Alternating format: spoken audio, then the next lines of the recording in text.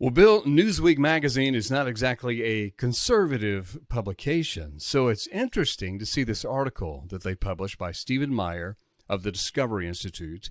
And before we get to it, have you had much interaction with Stephen Meyer and his work? Yes, I have. Steve and I actually go back pretty long ways. When we were still living in Belgium, he invited me to a conference at Queen's College at Cambridge University, uh, where the founders of the intelligent design movement were collaborating with one another. And it was at that movement that I met Philip Johnson, met Steve, and got to hear about his work and his collaboration with Bill Dembski. I think Michael Behe might have been there. And over the years, then I have been at conferences with Steve, most recently at the Evangelical Theological Philosophical Society meeting, where he attended our Reasonable Faith dinner. And he and I were on a panel discussion together on the book Theistic Evolution. And I've read some of his books, like Signature in the Cell. So we are colleagues and friends. Stephen begins this article. Headlines lately have not been encouraging for the faithful. A Gallup poll shows that the percentage of Americans who believe in God has fallen to 81%, a drop of 10% over the last decade, and an all-time low. This accelerating trend is especially pronounced among young adults. According to a Pew Research Center poll, 18 to 29-year-olds are disproportionately represented among so-called nones, N-O-N-E-S, that's atheists, agnostics, and the religiously unaffiliated. Pastors and other religious leaders have attributed this trend to many factors. Young people being raised outside the church is one of them, and unfamiliarity with the liturgy and church culture, and even COVID-19 has been blamed for this, Bill. Bill, maybe you can offer some speculation. You and I have discussed off the air an article that found that the biggest decline was among liberals and Democrats. Yeah. And that the Republicans have actually come up. And religiosity, according to this poll, is a major determinant of political divisions in the U.S. Democrats, Republicans, liberals, conservative, going opposite directions, according to this poll. Any speculation? Yes, one would really like that not to be true. One would really like it to be true that there would be Christians who are liberal or progressive in their politics, and that we would break this caricature or stereotype that Christians are all right-wing political conservatives. But as you say, Kevin, the polling, the demographics seem to show that there's a lot of truth to this stereotype, and that it has been primarily among Democrats and progressives that belief in God is plummeting. Now, the interesting question sociologically, which I'm not equipped to answer, is which way does the cause-effect relationship go? Is it because of their political positions that they decline in their religious belief, that their atheism or agnosticism is a result of their politics? Or is it quite the reverse, that their politics are the result of their secularism and unbelief? And that would be a really interesting question for some sociologists to explore. But nevertheless, the trend is apparently real, and I find very disturbing. Those of us who are in Christian ministry have got to try to figure out ways to reach out to this disaffected group of people among whom religious belief is sharply declining. Stephen Meyer continues in this article. We found another answer in our national survey to probe underlying reasons for this growing unbelief, a misunderstanding of science. Perhaps surprisingly, our survey discovered that the perceived message of science has played a leading role in the loss of faith.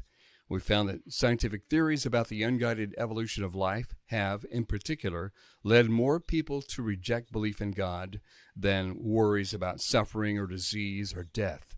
It also showed that 65% of self-described atheists and 43% of agnostics believe the findings of science generally make the existence of God less probable. Bill, any thoughts on those findings? Well, I think that this underlines a point that I have often made, that our Western culture remains deeply modernist at heart. We do not live in a postmodern culture. People are relativistic and subjectivistic about ethics and religion, but they are not relativistic when it comes to matters of science, technology, engineering, and so forth. And I do think that this presupposition of scientific naturalism does underlie a lot of the secularism in Western society. The view is that science alone is the arbiter of truth, that science will give us ultimately the facts about reality, and that matters like religion and ethics are just expressions of personal taste or the results of societal conditioning that don't really have objective truth. And so I think that this Discovery Institute survey is probably onto something here in thinking that this misperception of modern science, this scientific naturalism, does indeed underlie a good deal of secular belief. Dr. Meyer continues, it's easy to see why this perception has proliferated. In recent years, many scientists have emerged as celebrity spokesmen for atheism. Richard Dawkins, Lawrence Krauss, Bill Nye, Michael Shermer, the late Stephen Hawking, and others have published popular books arguing that science renders belief in God unnecessary or implausible. Quoting, the universe we observe has precisely the properties we should expect if, at bottom, there is no purpose, no design, nothing but blind, pitiless indifference. Dawkins famously wrote that. Yet between message and reality, there is a major disconnect. Over the last century, important scientific discoveries have dramatically challenged science-based atheism, and three in particular now tell a decidedly more God-friendly story. Bill, you could talk about, as you have many times, you could talk about scientism here, and so could Stephen in this article. But he's saying that even the typical view of science is offering pointers to God. That is, given the atheist's own definition of science. Yes, that's a good point, Kevin. Even if you did think incorrectly that science is the sole arbiter of truth, and that any metaphysics that we do needs to be an extension of our best physical sciences, the fact is that since the beginning of the 20th century, there has really been a series of scientific revolutions that have made belief in God more credible than at any time in recent memory. The sort of 19th and 18th century view of the world, which promoted atheism and a kind of absentee God, I think has been undone during the 20th century. And now in a number of different areas, I think physics shows itself to be more open to the existence of a transcendent creator and designer of the universe than at any time in recent centuries. The article continues, first, scientists have discovered that the physical universe had a beginning. This finding, supported by observational astronomy and theoretical physics, contradicts the expectations of scientific atheists who long portrayed the universe as eternal and self-existent, and therefore in no need of an external creator. Evidence for what scientists call the Big Bang has instead confirmed the expectations of traditional theists. Nobel laureate Arno Penzias, who helped make a key discovery supporting the Big Bang theory, has noted the obvious connection between its affirmation of a cosmic beginning and the concept of divine creation. He says the best data that we have are exactly what I would have predicted had I nothing to go on but the 5 books of Moses and the Bible as a whole. Bill, I'm thinking that you have a whole lot to say about this first one. I have said a lot about this, Kevin. Yeah. When I did my doctoral work back in the 70s at the University of Birmingham in England, I wrote on the so-called Kalam cosmological argument. This is a very ancient argument that argues for creation and for the existence of a transcendent creator on the basis of the finitude of the past. Medieval proponents of the Kalam cosmological argument had no scientific evidence whatsoever to suggest that the universe is not past eternal. Indeed, since the ancient Greek philosophers like Aristotle, the universe was assumed to be eternal in its existence and never to have begun to exist. And this view dominated Western thinking apart from the Judeo-Christian tradition right up until the 20th century. But I was vaguely aware that modern cosmology had developed a model of the origin of the universe called the Big Bang theory, and that this was in contrast, for example, to the steady state theory, which posited an eternal past. And so as I was doing my doctoral studies, I thought I needed to look into this in greater detail. And so I began to read the physics literature. And the deeper and deeper I got into this literature, the more astonished I was at the way in which modern astrophysics confirms the prediction that the universe is not past eternal, but had an absolute beginning a finite time ago before which literally nothing existed. There was not anything prior to the beginning of the universe. And I included this material in my doctoral thesis and submitted it to John Hick. And after reading it, he came back to me and he said, I took your thesis to one of the physicists here at the university to review. And he got back to me and said, well, yes, everything that your student has said is absolutely correct. And I said, well, yes, I know it is. And Hick said to me, why don't the theologians know about this? And I couldn't answer that question, but there was this great gap between what contemporary science was saying and what the theologians were saying. And sadly, that gap still apparently persists because I think this is a dramatic development in science that makes belief in a transcendent creator certainly rational. Continuing the article, Stephen writes, second, discoveries from physics about the structure of the universe reinforce this theistic conclusion. Since the 1960s, scientists, or rather physicists, have determined that the fundamental physical laws and parameters of our universe are finely tuned against all odds to make our universe capable of hosting life.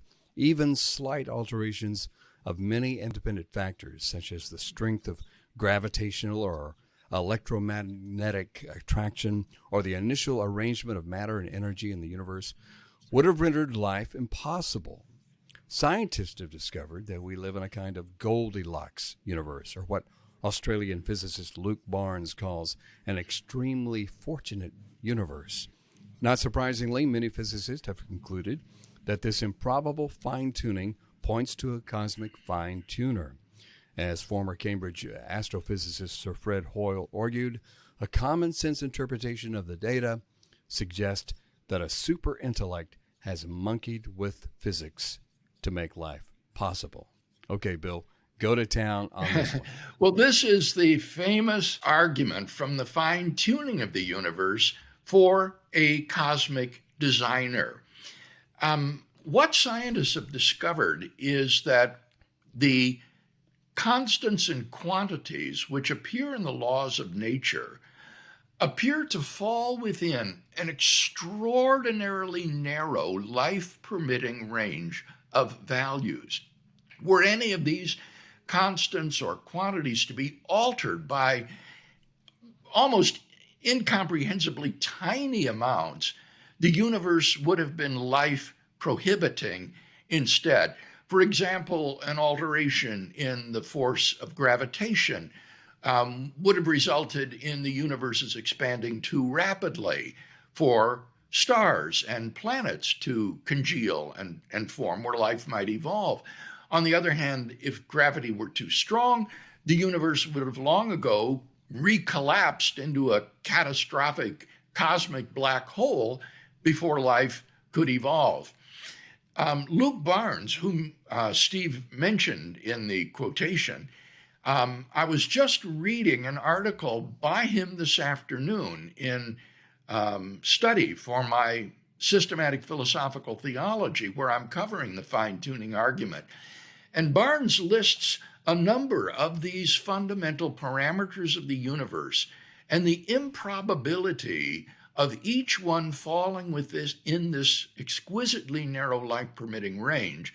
And he comes up with a combined probability that all of these would fall into the life-permitting range by chance alone is on the order of 1 chance out of 10 to the 135th power, which is simply an incomprehensible number. And so this fine-tuning of the universe does cry out for explanation.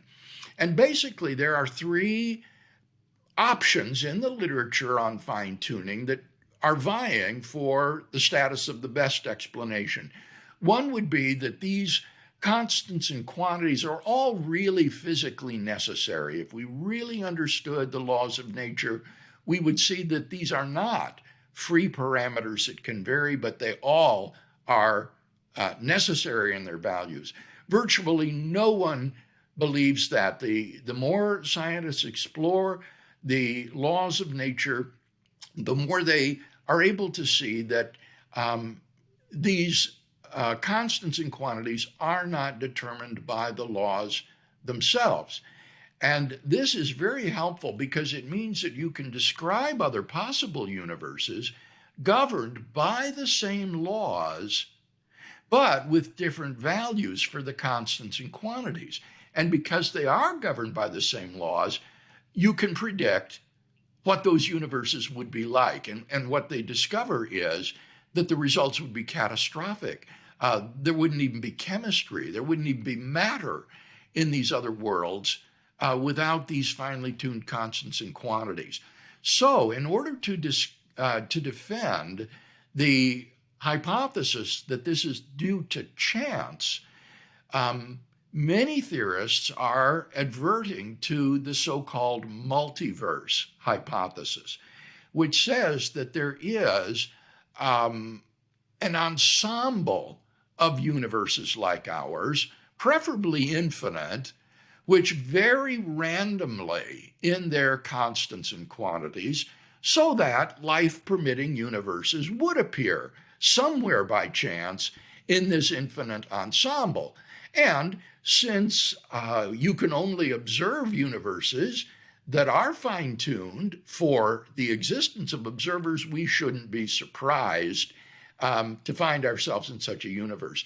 And this is really where the debate lies today. The debate today over fine-tuning is a contest between these 2 metaphysical hypotheses, the multiverse hypothesis and the hypothesis of a divine designer. And I think that there are good reasons to prefer the hypothesis of divine design over the multiverse hypothesis. One of these has been explained well by Roger Penrose, and that is that if we are living in a multiverse of randomly ordered worlds, then we have absolutely no basis for thinking that our perceptions of the external world are indeed accurate. In other words, there are observable worlds in which you have sort of freak observers. These are sometimes called Boltzmann brains, brains that simply fluctuate into existence out of the thermal vacuum with illusory perceptions of the external world. And on the multiverse hypothesis, there is no way to know that we are not just one of these freak observers. So if you believe in the multiverse hypothesis, you cannot rationally believe that you have a body, that you're surrounded by a real external world, that you actually have other friends and acquaintances. In fact, and here's the real irony, you can't even rationally believe the multiverse hypothesis, because if all of your sense perceptions are unreliable, then how do you know that the empirical evidence on which you believe the multiverse hypothesis is reliable and not simply an illusion of your brain? And so it turns out that this hypothesis is seriously self-defeating and cannot be rationally affirmed. So that's where this debate over fine-tuning lies today, and it is a very animated and important debate, and a good many philosophers and physicists are defending the hypothesis of divine design as the best explanation. Steve then says in the article, third, molecular biology has revealed the presence of living cells of an exquisite world of informational nanotechnology. These include digital code in DNA and RNA, tiny, intricately constructed molecular machines which vastly exceed our own digital high technology in their storage and transmission capabilities. And even Richard Dawkins has acknowledged that the machine code of the genes is uncannily computer-like, implying it would seem the activity of a master programmer at work, the origin of life. At the very least, the discoveries of modern biology are not what anyone would have expected from blind, materialistic processes. Evidence of design in biology, Bill? Whereas I've worked on those first two areas that Steve talked about, namely the origin of the universe and the fine-tuning of the universe for intelligent life, Steve is the one who has worked most on this third area of evidence of intelligent design in biology. And he claims that the information that is contained in the cell itself bespeaks of intelligent design. And the argument here is that even if we are evolved from lower life forms, that nevertheless, this cannot be explained solely in terms of random mutations and selection, natural selection operating on these random mutations or other factors in embryonic development, for example, that the best explanation would require some sort of intelligent design behind the process, even on an evolutionary scenario. So you have a number of these intelligent design theorists like Michael Behe, who are quite willing to accept the thesis of common ancestry, that all life is evolved from some primordial organism, but they will deny that this biological complexity can be plausibly explained by the usual mechanisms offered in evolutionary biology. And the article concludes, all this underscores a growing disparity between public perceptions of the message of science and what scientific evidence actually shows. Far from pointing to blind, pitiless indifference, the great discoveries of the last century point to the exquisite design of life and the universe, and arguably to an intelligent creator behind it all. Bill, your conclusions on the article? I think Steve's conclusion is quite justified. I think that in light of the evidence that we've talked about today, it is at least reasonable to believe in a transcendent creator and designer of the universe. And so today's Christian does not find himself fundamentally at odds with modern science, as these polls seem to suggest. Rather, I think the person who believes in a transcendent creator and designer of the cosmos finds himself situated very comfortably within contemporary mainstream science. And by the way, Bill, we just have to talk about the Webb telescope images as we wrap up the podcast today. Steve mentioned Luke Barnes earlier. He said about these images, imagine you're lying on your back looking up at the stars, and these images zoom in and in and in until it's the same size in the sky as a grain of sand held at arm's length. And we've zoomed in enough so that in that spot we can see thousands of galaxies. Isn't that amazing, Bill? I mean, a grain of sand, if you held it at arm's length, and we've just examined that portion of the universe, and that's what we see. The universe is incomprehensibly large.